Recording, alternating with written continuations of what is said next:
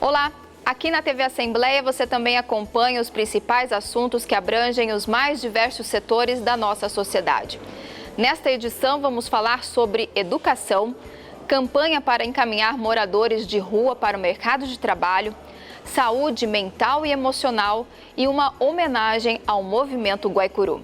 Eu sou Marité Kogo e você acompanha comigo agora o programa Fique Ligado da TV Alemes. A campanha Não Dê Esmolas, Dê Dignidade tem o objetivo de encaminhar a população de rua para o mercado de trabalho. Conheça como é feita essa ação de encaminhamento de quem está em situação de rua, principalmente quem se encontra doente, sem condição de voltar para a cidade de origem ou mesmo os estrangeiros refugiados que passam por Campo Grande em busca de oportunidades. Confira a entrevista com o secretário de Assistência Social, José Mário Antunes. Essa iniciativa ela vem do Ministério da Cidadania, é a Secretaria Nacional de Assistência Social, e é uma campanha realizada anualmente nos grandes municípios do Brasil. Aqui em Campo Grande, nós deixamos de fazê-la o ano passado, devido à pandemia, devido à orientação do Ministério de Saúde, Organização Mundial da Saúde e Secretaria Municipal de Saúde. Então, estamos retomando de um formato um pouco diferente dos demais municípios. Por quê? Porque aqui o nosso prefeito pediu que nós fizéssemos a campanha juntamente com a Fundação do Trabalho. Então, já que o nome da campanha Não Dê Esmolas, Dê Dignidade, para dar dignidade a uma pessoa, nós temos que ofertar a elas vaga de empregos. E é isso que nós fizemos nessa campanha e continuamos, viu, Líbia? Nós fizemos uma semana direto e agora, uma vez por semana, a nossa equipe estará em pontos estratégicos da nossa cidade, com faixas, com folders, orientando a população de que se você der esmolas, você mantém as pessoas nas ruas, sustenta os vícios, não resgata a cidadania e estimula a mendicância. Então, por isso que é muito importante nossa população entender o motivo de não dar esmolas. É difícil? É. Muitas pessoas passam, ficam com pena, ficam com dó, se sente triste em não poder contribuir, mas, infelizmente, muitos desses que recebem esmolas utilizam para sustentar os seus vícios.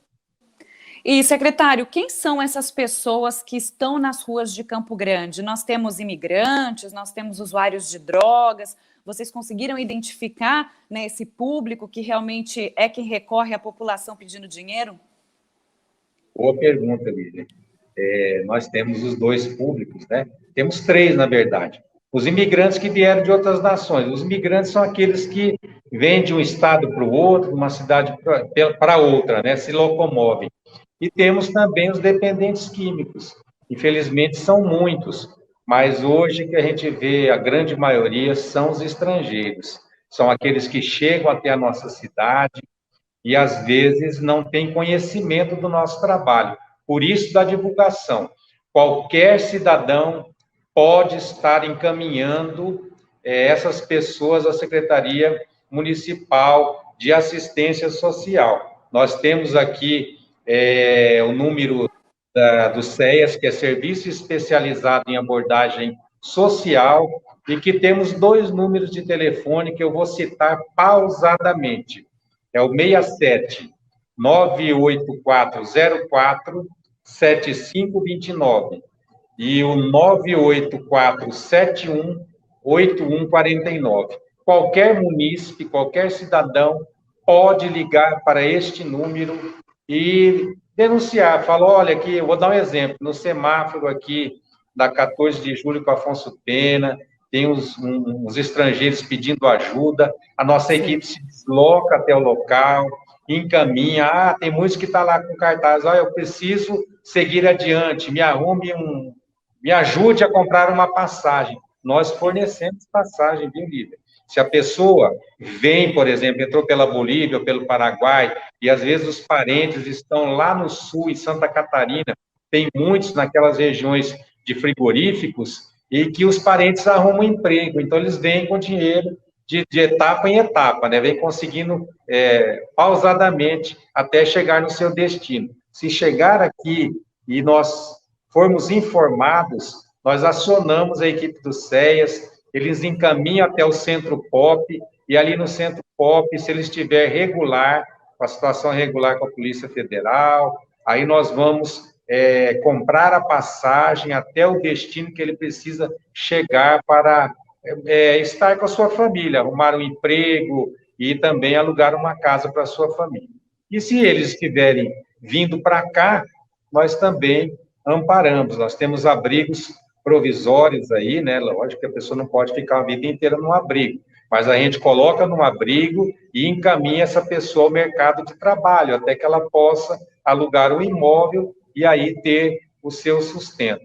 Para se ter uma ideia, Lívia, somente o ano passado, nós encaminhamos ao mercado de trabalho mais de 500 pessoas através da FUNSAT. E só esse ano já está passando de 1.000 pessoas encaminhadas ao mercado de trabalho. Então, você veja a preocupação de um prefeito, de um gestor público. Nunca se foi feito tanto a favor dessa população como nós temos feito, como o nosso prefeito tem feito. Compramos também 300 vagas em comunidades terapêuticas para encaminhar os dependentes químicos que quiserem ser tratados, que quiserem ser regenerados, que quiserem se recuperar. Temos mais 320 acolhidos na assistência social. Nós temos lugar para acolher essas pessoas, nós temos vagas de emprego. Uma pergunta, Lívia, às vezes a pessoa fala, eu não sei fazer nada, ou essas vagas que estão anunciando, eu não sei trabalhar nessa função. Os nossos empresários têm nos ajudado e têm capacitado as pessoas que não sabem trabalhar naquela determinada função para a qual a vaga está disponível. Então, a Associação Comercial, com o Clube dos Diretores Lojistas, tem contribuído com o governo municipal para dar oportunidade a essas pessoas. Como deve ser a formação do ensino médio? Mais técnica ou mais científica? Uma pesquisa de doutorado investigou o impacto nos alunos das exigências do trabalho no sistema capitalista e a formação escolar voltada ao mercado de trabalho. Confira.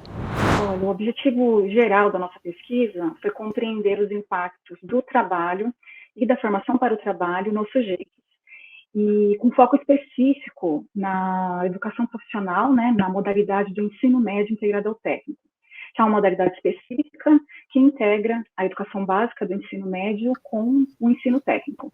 Então, ao final do curso, o estudante ele é habilitado numa profissão técnica de nível médio. A gente tem essa situação, mas eu queria trazer um outro debate antes da gente começar a falar um pouquinho mais sobre o seu trabalho. A educação e o trabalho, eles dizem muito, a forma com que nós lidamos com ele na nossa formação, eles dizem muito sobre quem nós seremos no mundo, né? E então, acho que esse é um ponto muito importante do seu trabalho também, né? Entender que o trabalho é educação, até a educação, independente se ela tem um viés mais técnico, um viés mais científico, ela vai dizer quem seremos no mundo, né? Justamente. A educação e o trabalho, eles são processos indissociáveis, né? E o trabalho, a sociedade, ela é organizada como o eixo principal o trabalho. Então, por meio do trabalho que a sociedade se organiza, constrói sua base material de existência, né? Então, foi um dos aspectos que nós discutimos para poder tentar compreender, afinal, então, de que maneira que o trabalho vai impactar no sujeito.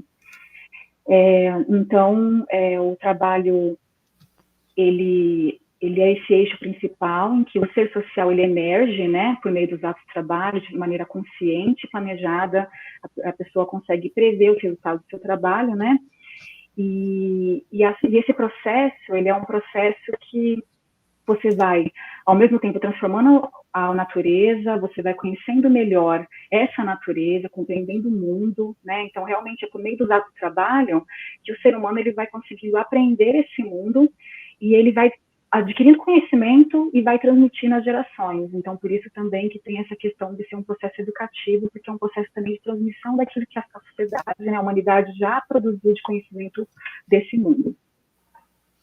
Isso tem um pouco de processo identitário também, Sofia? Isso formar a nossa identidade?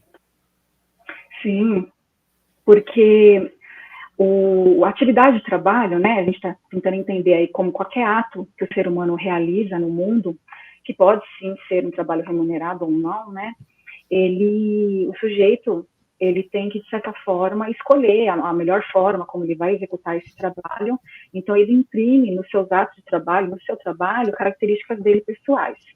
E, ao mesmo tempo que ele, como esse processo, né, ele também precisa conhecer o mundo, os meios de trabalho, e que outros seres humanos já construíram conhecimento, ele também se apropria desse conhecimento da coletividade, ou seja, ele acaba se constituindo também por meio dessa coletividade, mas ele também, ao longo desse processo, as relações específicas que ele estabelece com as pessoas para poder executar o trabalho dele, ele vai adquirindo características que são dele, né? E ao mesmo tempo que, como a sociedade é organizada com o eixo principal do trabalho, o trabalho ele adquire para o sujeito também esse pertencimento na sociedade, né? Esse lugar que ele ocupa na sociedade em relação à divisão social do trabalho. Então, os aspectos que constituem a identidade do sujeito por meio do trabalho seria também nesse sentido. Daria, a partir de tudo que você estudou, a gente dizer, Sofia, se a educação hoje, a estrutura dela está mais voltada para o trabalho, está mais voltada para um pensamento, a construção de um pensamento científico, é mais técnico ou um misto disso tudo? O que você percebeu com seus estudos? Olha, eu acredito que acaba sendo tudo isso. Porque, assim, o conhecimento científico ele é utilizado para o trabalho, né? Ele se converte aí em tecnologia para que o ser humano consiga produzir cada vez mais, né? E atender às diversas necessidades da humanidade. Por um outro lado, há diversos tipos de educação também, né? Então, a gente pode dizer que é um sistema também um pouco desigual, então alguns podem acessar mais a ciência, outros podem acessar mais as questões de ordem mais técnica, tecnicista, no sentido de serem conteúdos, né, serem tipos de formação que formam o sujeito para o fazer, né? Então ele aprende apenas para o fazer, então ele acaba não detendo o conhecimento científico e tecnológico, né, que é a base daquele fazer. Então a gente pode dizer que é tudo isso, né? Então, é um sistema bem, muitas vezes é considerado dicotômico, porque é uma coisa ou outra, né? Então, ou o sujeito, ele se apropria da ciência, né? Ele segue um caminho, que aí ele vai para a universidade, ele vai para o prosseguimento dos estudos dele, ou ele fica no campo do técnico, né? E do tecnicismo. Mas você tem percebido, até de maneira geral, fugindo um pouquinho da sua pesquisa, ou dentro da sua pesquisa mesmo, uma preocupação um pouco maior com a tecnicidade em desfavor de um pensamento mais crítico, um pensamento mais científico, ou não? Pelo menos dentro do que você estudou, isso não é percebido. Porque, assim, eu acompanho alguns debates sobre isso aqui no Brasil, dizendo que em algumas instituições acabam priorizando a vida prática da profissão do que outra coisa. Aconteceu contigo também, no âmbito da sua pesquisa, Sofia? Sim, nos estudos nós pudemos, né, identificar essas questões que cada vez mais o sistema educativo está se organizando para desenvolver as competências, né, as ditas competências, que são conhecimentos, habilidades e atitudes, são muito voltados para o agir prático no cotidiano. E esse agir prático no cotidiano baseado em competências, isso em todos os níveis, né, de ensino, que vai do ensino da educação infantil, ensino fundamental, médio, até o ensino superior, ele mobiliza, ele diz que a pessoa tem que mobilizar conhecimento para essas ações cotidianas, tanto do trabalho quanto da vida, e o que nós percebemos que é uma tendência de se diminuir cada vez mais essa apropriação do conhecimento geral, da ciência em termos gerais, né, que é o fundamento da base de todo o sistema produtivo, e não apenas de um segmento do sistema produtivo, e isso vai, então, de certa forma, limitando um pouco, né? Então, eu vou aprendendo alguns segmentos da ciência, digamos assim, só para eu poder dar conta daquelas situações específicas. Então, a gente pode dizer, sim, que acaba com que o sujeito não consiga, né, ele não possa, né, não é possibilitado que ele possa se apropriar de disciplinas, inclusive do conhecimento científico, que possibilitam, né, o desenvolvimento do pensamento crítico, a própria formação, né, que é uma formação voltada para todos os aspectos, né, não só intelectuais, como afetivos, estéticos, lúdicos, enfim, uma formação de ser humano em toda a sua multilateralidade, né? Então, isso tudo faz com que o sujeito, ele dificulte um pouco esse pensamento crítico, né? Ele conseguir ir além daquilo que está posto para ele num dado momento, né? Ali na realidade. As emoções podem influenciar muito na saúde física e biológica do nosso corpo. Dores e mal-estar do nosso dia a dia podem estar ligados a uma má postura ou mesmo algum trauma emocional. Isso tem cura? Fique sabendo que sim. E como é feito esse tratamento alternativo? O que é o método 3D?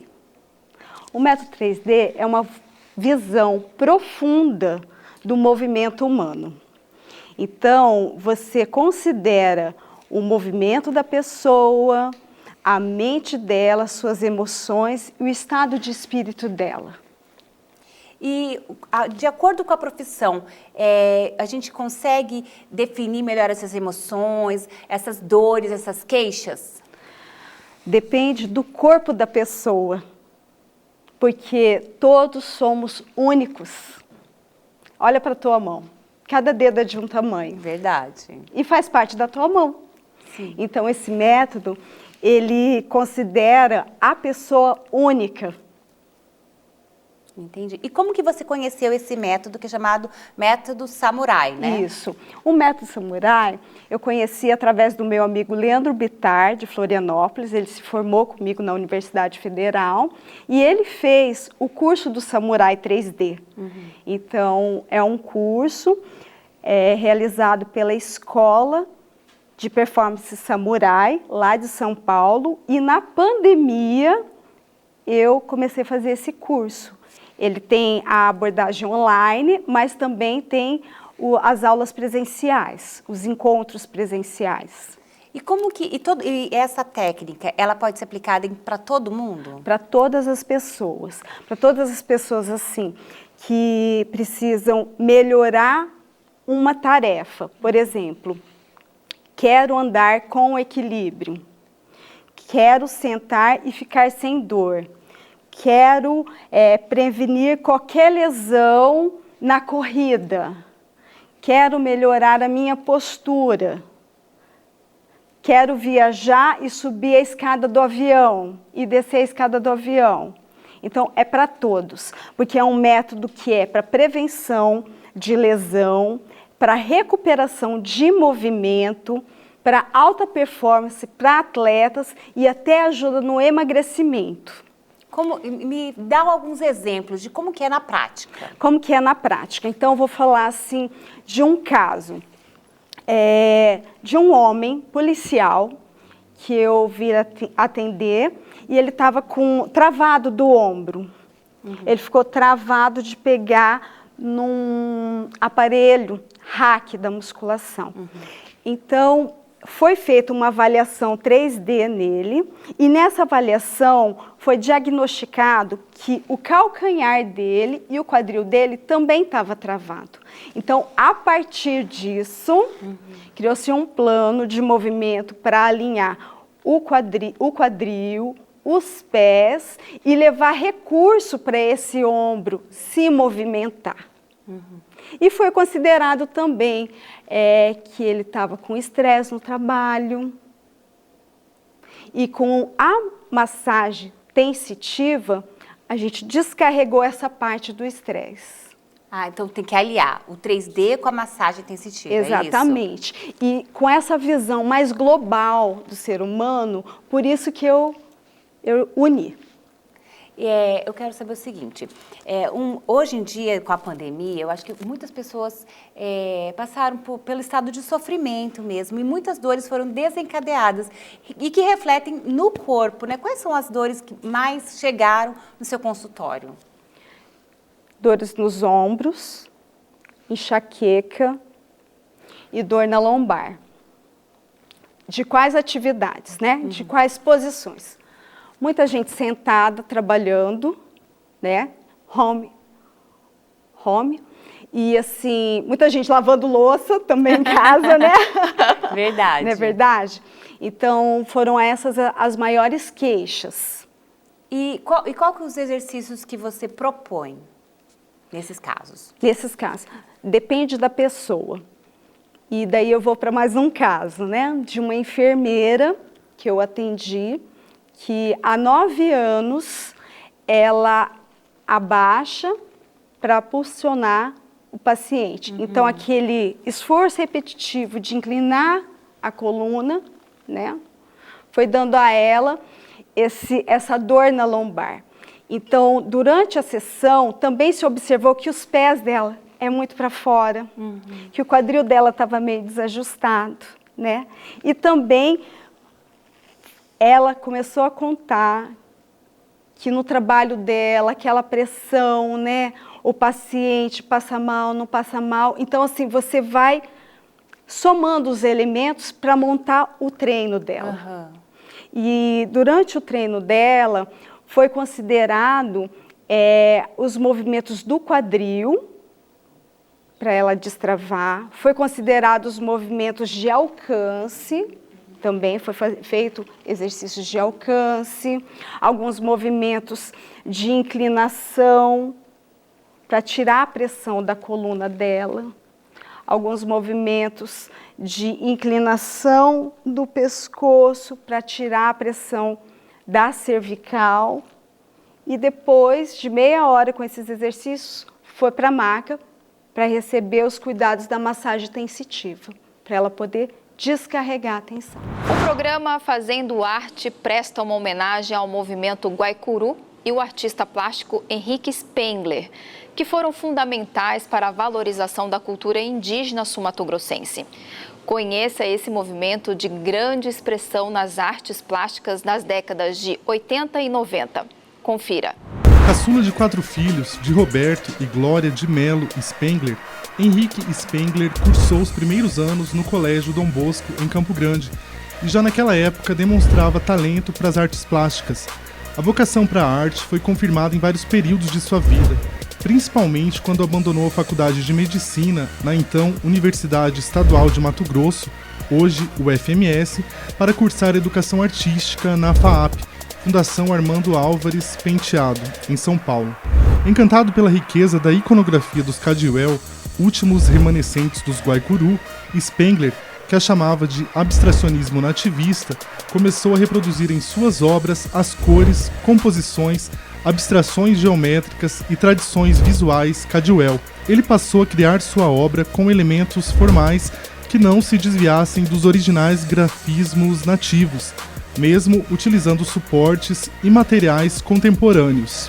A importância do movimento Guaicuru extrapola a arte. Isso tem muito a ver com a personalidade do Henrique Spengler, porque para ele, arte, história, meio ambiente, desenvolvimento territorial eram coisas que estavam ligadas, relacionadas. E ele atuava nessas frentes todas, né? Inclusive na frente política e, sobretudo, das políticas culturais para o Mato Grosso do Sul. Então, para esses artistas, não bastava mostrar o Pantanal, as belezas do Pantanal, mas sempre tinha um toque de crítica, um toque de alguma reflexão que abordava, como no caso das iconografias indígenas ou das obras do Jonir, em que ele colocava no couro do jacaré, né, um selinho para exportação, denunciando a caça de jacarés naquela época,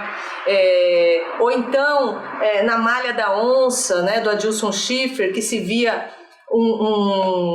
uma gota de sangue, né? E assim como com os indígenas ali, compondo imagens que traziam algo além de mostrar o Pantanal, né? Trazia o componente humano,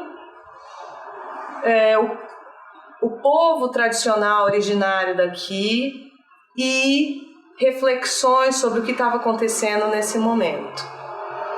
Isso foi o que me chamou a atenção, primeiro, pela importância que foi esse movimento, pela quantidade de artistas, de pessoas, por um pensamento que foi produzido a partir desse movimento e, sobretudo, pelo fato de que, apesar de toda essa relevância, parece um pouco apagado. E foi por isso que eu resolvi trazer à tona, né, e dar um mergulho, uma pesquisa de campo, né, uma pesquisa cultural em relação a este momento histórico, a essas pessoas, para que a gente possa trilhar e escrever, né, a nossa história, que ela é escrita todos os dias. A saudação é para fazer justiça à memória dessa pessoa, né, dessa entidade que foi Henrique Spengler, que colaborou com tantos processos no teatro, nas artes visuais, na história, enfim, em diversas linguagens,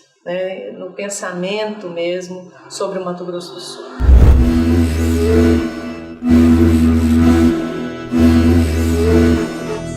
Desde a década de 70, Henrique Spengler já defendia incansavelmente suas posições, mas foi com a transformação do casarão de sua família na Avenida Calógeras, no centro de Campo Grande, em residência e sede do movimento, que se intensificaram os estudos e difusão das tradições Guaicuru. Ideias e concepções artísticas se multiplicaram coletivamente, emergindo nos mais variados segmentos, que passaram a compreender a importância e a necessidade de manter viva a identidade fundada na cultura dos povos originários da região. Em relação à cultura indígena, a população de Mato Grosso do Sul se identificou, né, de uma maneira muito forte com a iconografia Cajuel, que é uma iconografia muito forte, não depreciando nenhuma outra manifestação artística de outras etnias, claro. Mas o grafismo da iconografia Cajuel, que nos remete a um desenho do grego, né, da época da cultura grega. Então, ela foi, assim, teve um impacto muito forte visualmente.